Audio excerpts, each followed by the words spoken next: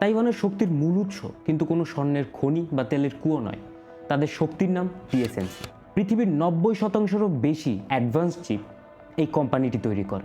80% or so of the capex of TSM is in Taiwan. And so at the leading edge, a lot of capacity is in one very small area. Forget that it's just in China, it's in a very small area. I think that's very risky. Apple থেকে Nvidia কিংবা আধুনিক Tesla গাড়ি, সকল কিছুর প্রাণভোমরা এই দ্বীপেই বন্দী। Chip ছাড়া আধুনিক সভ্যতা অচল। চিপ ছাড়া আপনার মোবাইল ফোন কাজ করবে না, হসপিটালের ভেন্টিলেটরও চলবে না, এমনকি আধুনিক যুদ্ধ বিমান চলার জন্য এই চিপের প্রয়োজন। তাইওয়ান যদি আজ এই চিপের উৎপাদন বন্ধ করে দেয়, তাহলে পুরো বিশ্বের অর্থনীতি কয়েক দিনের মধ্যেই ধ্বংস হয়ে যাবে। তাইওয়ানের কাছে মূলত কোনো পারমাণবিক বোমা নেই, তাদের কাছে আছে দ্য সিলিকন শিল্ড। এটি এমন একটি প্রতিরক্ষা কৌশল যার মাধ্যমে তাইওয়ান নিজেকে পুরো বিশ্ব অর্থনীতির জন্য অপরিহার্য করে তুলেছে।